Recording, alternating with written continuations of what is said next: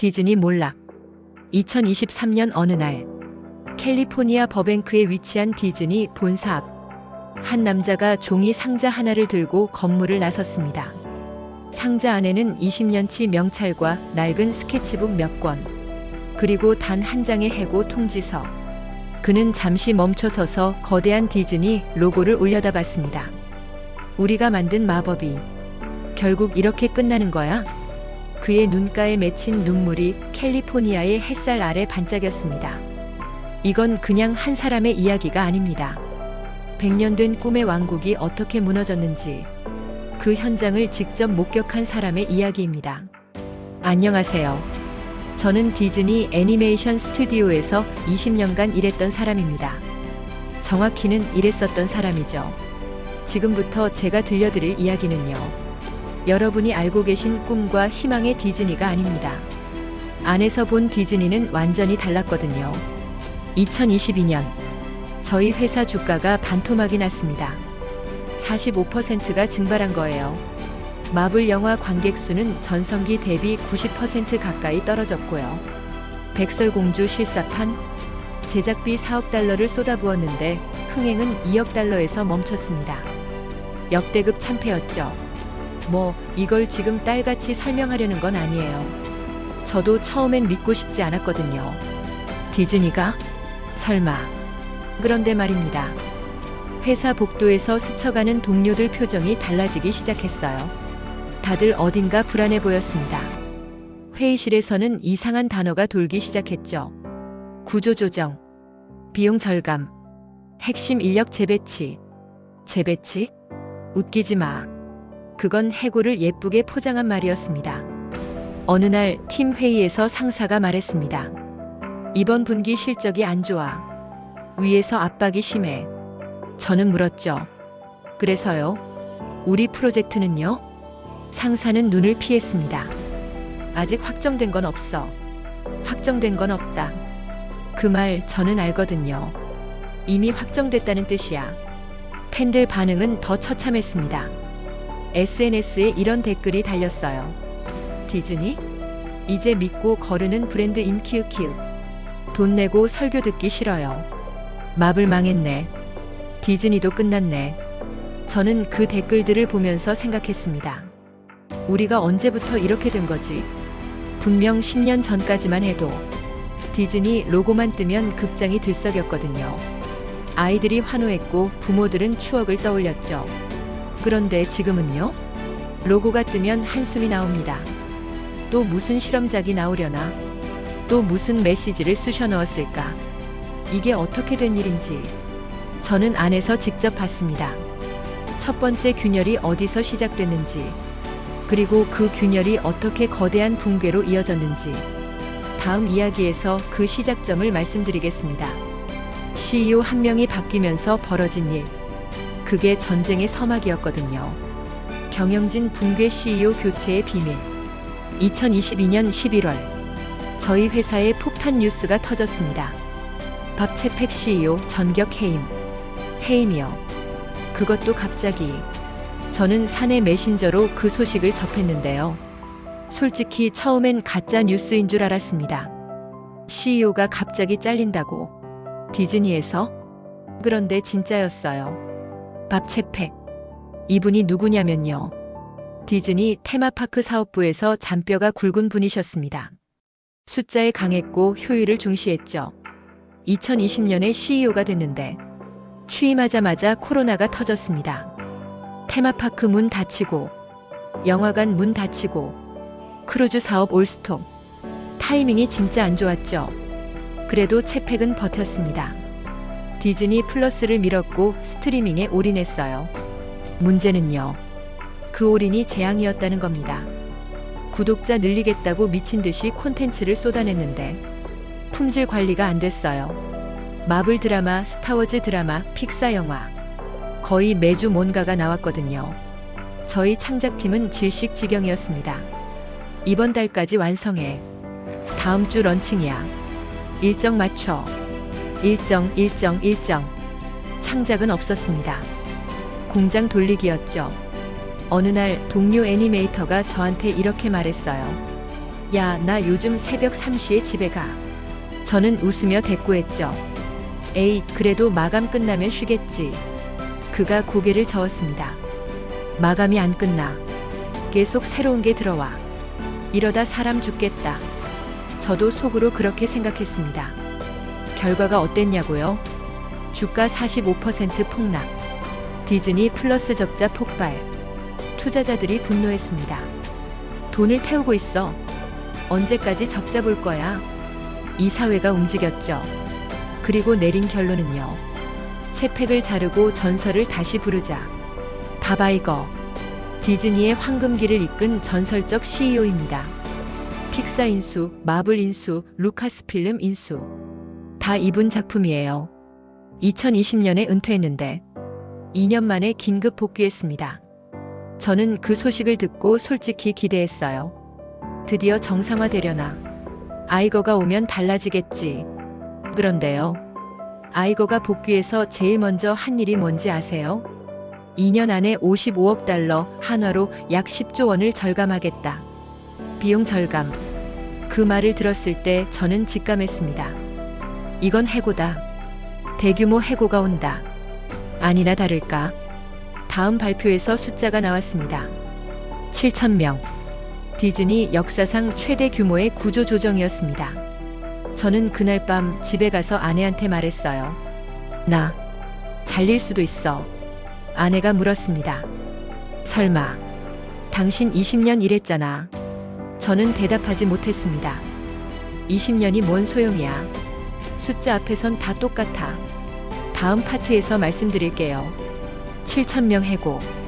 그게 어떻게 진행됐는지, 그리고 누가 잘렸는지 여러분 아마 충격받으실 겁니다. 10조 원 비용 절감 대규모 해고. 2023년 봄. 회사 분위기가 얼어붙었습니다. 복도에서 마주치면 눈인사만 하고 지나가요. 다들 눈치 보느라 말을 안 해요. 누가 잘릴까? 내가 잘리는 건 아니겠지. 그 생각뿐이었습니다. 해고는 단계별로 진행됐어요. 1차, 2차, 3차. 매번 명단이 돌 때마다 사무실이 술렁였죠. 저는 1차 때 살아남았습니다. 휴, 다행이다. 2차 때도 살아남았어요. 아직 괜찮아. 그런데 3차 명단이 돌았을 때 제 이름이 거기 있었습니다. 상사가 저를 따로 불렀어요. 미안해. 결정된 거야. 저는 물었습니다. 이유가 뭐예요? 제가 뭘 잘못했나요? 상사가 한숨을 쉬었습니다. 잘못한 게 아니야. 그냥 인원 조정이야. 인원 조정. 20년을 바친 게 인원 조정 한마디로 끝나는 거야? 저는 아무 말도 못했습니다. 그냥 고개를 끄덕이고 나왔어요. 더 충격적인 건요. 저만 잘린 게 아니었다는 겁니다. 애니메이터들, 작가들, 스토리보드 아티스트들, 핵심 창작 인력들이 대거 해고됐어요. 격리팀? 잘 모르겠어요. 마케팅팀? 글쎄요. 그런데 창작팀은 확실히 잘렸습니다. 엄청 많이요. 동료 하나가 짐 싸면서 이렇게 말했어요. 야, 우리가 없으면 누가 그림 그려? 저는 대답했죠. AI가 그리겠지. 아니면 외주 맡기거나. 그가 비웃었습니다. 그래, AI가 라이온 킹 만들어 보라고 해. 쓴웃음이 났습니다. 여러분, 이게 무슨 의미인지 아세요? 비용 절감한다고 창작 인력을 잘랐어요. 그게 무슨 뜻이냐면요. 미래의 콘텐츠를 포기한 거예요. 당장 급한 불 끄겠다고 집에 기둥을 뽑아서 떼운 거죠. 미친 짓이야. 저는 그렇게 생각했습니다.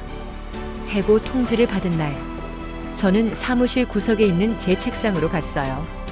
20년치 물건들이 있었죠. 낡은 스케치북, 영화 포스터 복사본, 동료들이랑 찍은 사진, 그리고 라이온 킹 작업 때 받은 명찰. 저는 그걸 상자에 담으면서 생각했습니다. 이게 다 쓸모 없어지는 거구나. 밖으로 나오니까요. 캘리포니아 햇살이 눈부셨습니다. 저는 디즈니 본사 건물을 올려다봤어요. 미키마우스 조형물이 웃고 있더라고요. 저 미키는 모르겠지. 안에서 무슨 일이 벌어지고 있는지. 집에 가서 아내한테 말했습니다. 나 잘렸어. 아내가 제 손을 잡았어요. 괜찮아. 우리 다시 시작하면 돼. 저는 고개를 끄덕였습니다. 그런데 속으로는 이런 생각이 들었어요. 디즈니는 다시 시작할 수 있을까? 창작 인력 다 자르고 어떻게? 그리고 제 예상은 맞았습니다. 그 이후로 마블이 어떻게 됐는지 아세요? 완전히 무너졌어요. 다음 파트에서 자세히 말씀드릴게요. 마블의 몰락. 이거 진짜 충격적입니다. 마블. 한때는 무적이었죠. 어벤져스 엔드게임. 전 세계 박스오피스 1위. 28억 달러. 그때 저도 회사에서 샴페인 터뜨렸거든요. 우리가 해냈다. 디즈니가 세계를 정복했다. 그런데 그게 정점이었습니다. 정점 이후에는 내리막길 뿐이었어요. 문제가 뭐였냐면요. 양산 정책이었습니다. 디즈니 플러스 구독자 늘리겠다고 마블 콘텐츠를 미친 듯이 쏟아냈어요. 영화 한 편 끝나면 드라마. 드라마 끝나면 또 영화. 그 영화 보려면 저 드라마를 봐야 하고, 저 드라마 보려면 또 다른 영화를 봐야 하고, 관객들이 지쳤습니다. 저도 마블 팬이거든요. 근데 어느 순간부터 피로해지더라고요. 이번엔 또 뭐가 나온 거야? 이거 안 보면 다음 거 이해 못해? 아, 몰라. 그냥 안 볼래. 저만 그런 게 아니었어요. 전 세계 관객들이 똑같이 느꼈습니다. 더 심각한 건 현장 상황이었어요. 특수효과팀, VFX 아티스트들 있잖아요. 그 사람들 완전 갈려나갔습니다. 일정이 너무 빡빡했거든요. 영화 하나 작업하면서 동시에 드라마 2개 만들고, 인간이 할 수 있는 일이 아니었어요. VFX 업계 친구한테 들은 얘기인데요. 마블 작업이요? 다들 기피해요. 저는 물었죠. 왜? 돈 많이 주잖아. 그가 한숨을 쉬었습니다. 돈보다 건강이죠. 밤새우고 주말도 없고 이러다 죽어요. 실제로 파업도 있었고 퇴사자도 속출했습니다. 그러니까 품질이 떨어질 수밖에요. 결과가 어땠냐고요? 앤트맨과 와스프 퀀텀매니아. 개봉하자마자 호평 세례. 스토리가 없다. CG가 너무 어색하다. 재미가 없다. 흥행도 전작 대비 뚝 떨어졌습니다. 그리고 더 마블스. 이건 진짜 충격이었어요. 마블 역대 최저 성적. 일부 지역에서는 관객 수가 90% 가까이 빠졌습니다. 90%요. 거의 아무도 안 본 거예요. 저는 그 소식을 듣고 생각했습니다.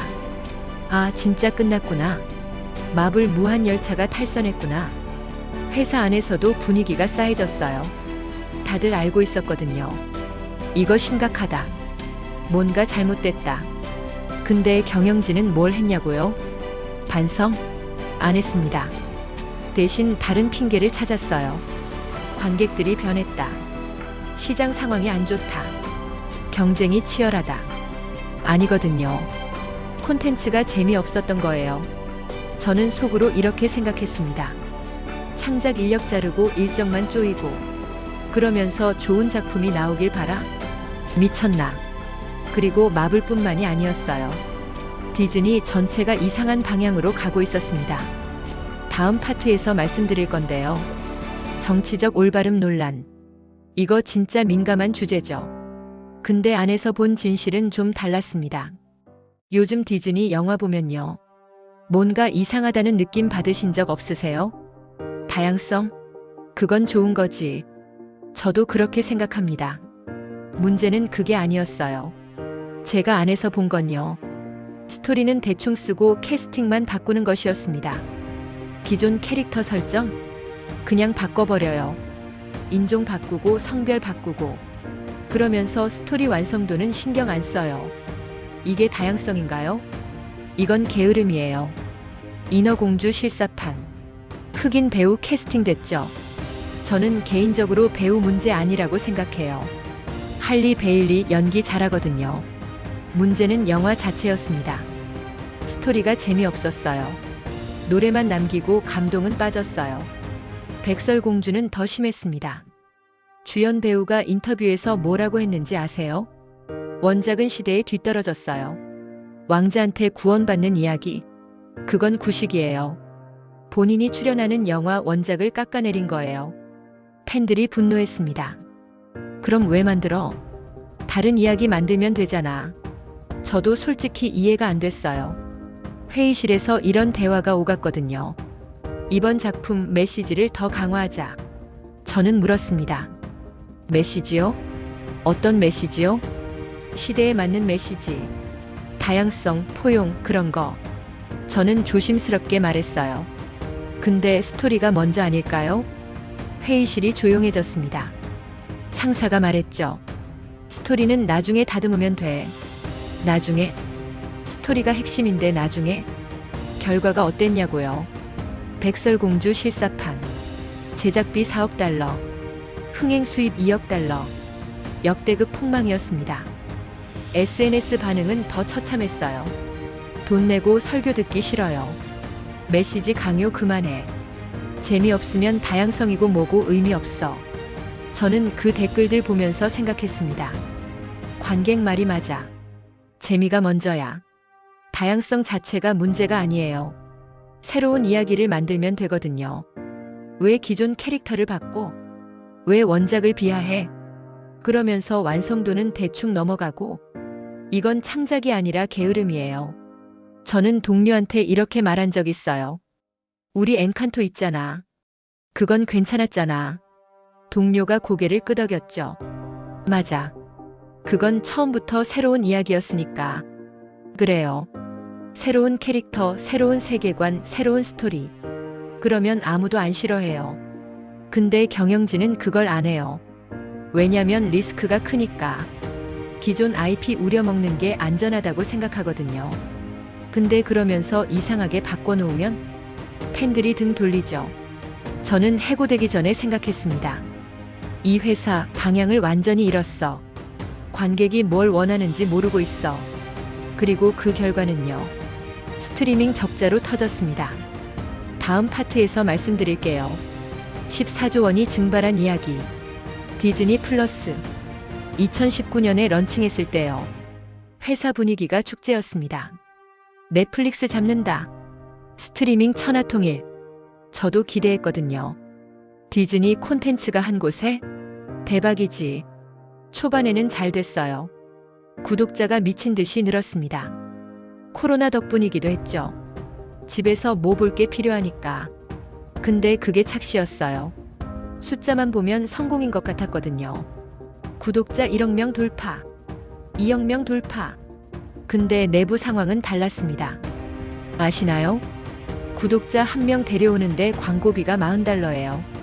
근데 그 구독자가 평균 몇 개월 보냐면요. 8개월. 8개월 구독료가 얼마인지 아세요? 한 달에 10달러라고 치면 80달러. 근데 광고비 40달러 빼면 40달러 남죠? 아니에요. 콘텐츠 제작비, 서버 비용, 인건비 다 빼면요. 적자예요. 구독자 늘수록 적자가 커지는 구조였습니다. 누적 적자가 얼마인지 아세요? 110억 달러. 한화로 14조 원. 14조 원이요. 이게 얼마냐면요. 픽사 인수 비용이 74억 달러였어요. 마블 인수 비용이 40억 달러였고요. 픽사랑 마블 합쳐도 114억 달러. 디즈니 플러스 적자랑 비슷해요. 저는 그 숫자를 듣고 기절할 뻔했습니다. 픽사랑 마블 살 돈을 태웠다고. 스트리밍 하나 때문에. 문제는 또 있었어요. 콘텐츠 공급이 불안정했습니다. 블록버스터 영화 하나 풀면 구독자 확 늘어요. 근데 그 다음 달에 뭐가 없으면 구독 취소. 그래서 계속 콘텐츠를 쏟아부어야 했죠. 근데 콘텐츠 만들려면 돈이 들잖아요. 악순환이었습니다.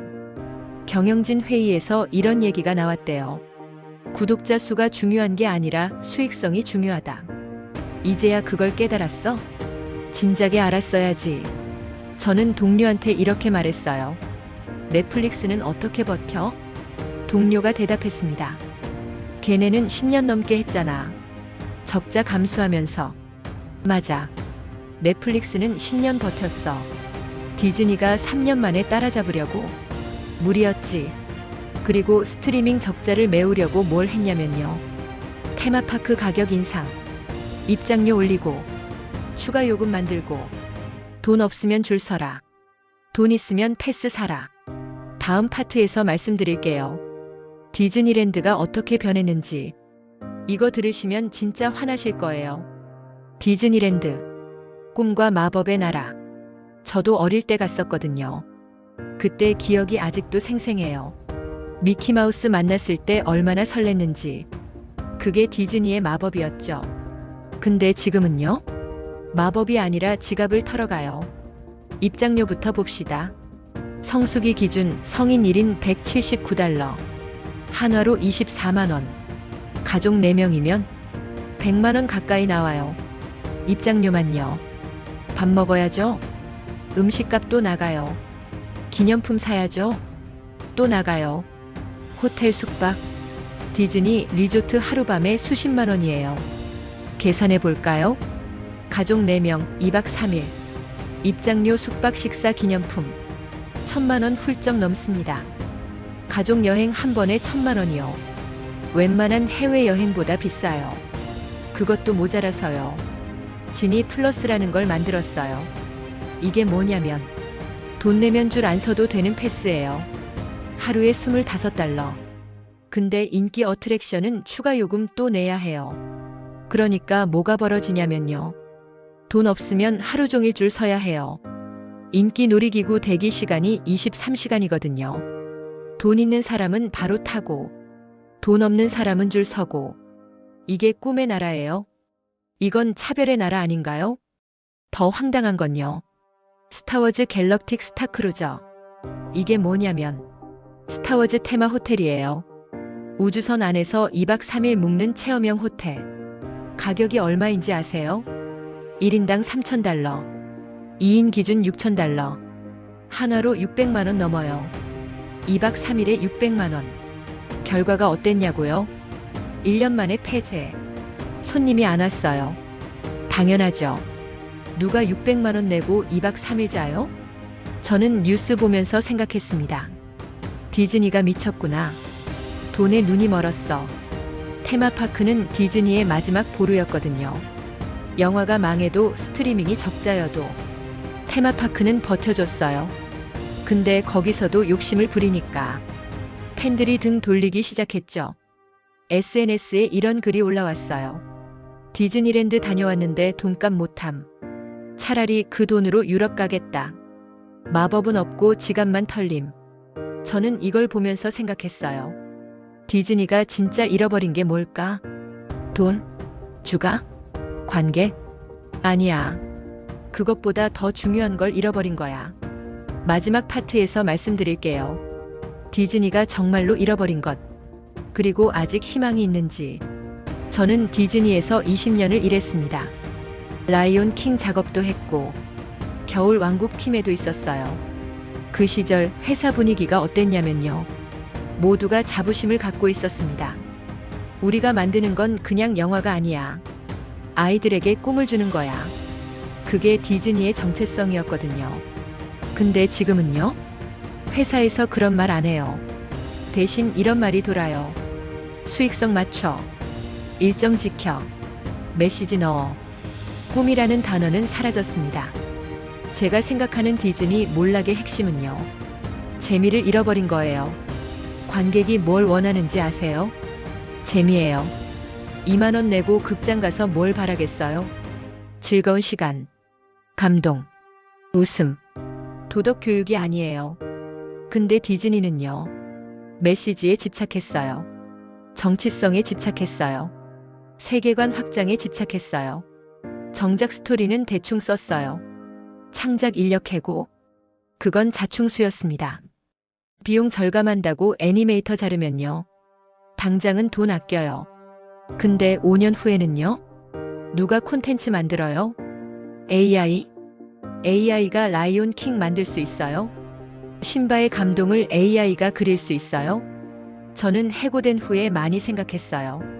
디즈니는 왜 이렇게 됐을까? 결론은요. 초심을 잃어버린 거예요. 월트 디즈니가 뭐라고 했는지 아세요? 우리는 어른들을 위해서도 영화를 만든다. 어른들 안에 있는 아이를 위해서. 그게 디즈니의 철학이었어요. 모든 사람 안에 있는 아이에게 꿈을 주는 것. 근데 지금 디즈니는요. 그 아이를 잊어버렸어요. 대신 주주만 바라보고 숫자만 쫓고 있어요. 희망이 있냐고요? 솔직히 모르겠습니다. 바바이거가 돌아왔지만 그가 할 수 있는 게 얼마나 있을지 저는 회의적이에요. 근데 한 가지 확실한 건요. 디즈니가 다시 일어서려면 창작력을 되살려야 해요. 메시지보다 스토리, 확장보다 완성도, 숫자보다 재미. 그게 돌아오면 팬들도 돌아올 거예요. 저는 지금 다른 스튜디오에서 일하고 있습니다. 디즈니만큼 크진 않지만 창작을 존중하는 곳이에요. 가끔 디즈니 본사 앞을 지나칠 때 저는 멈춰서서 생각해요. 저 안에서 뭐가 벌어지고 있을까? 다시 예전처럼 될 수 있을까? 여러분, 디즈니는 100년 된 회사예요. 많은 사람들에게 꿈을 줬죠. 저도 그 꿈 덕분에 이 업계에 들어왔고요. 그래서 저는 바랍니다. 디즈니가 다시 일어서길, 진짜 마법을 되찾길. 오늘 제 이야기 들어주셔서 감사합니다. 긴 이야기였는데요. 끝까지 들어주신 분들께 진심으로 고마워요. 디즈니의 미래, 여러분은 어떻게 생각하세요?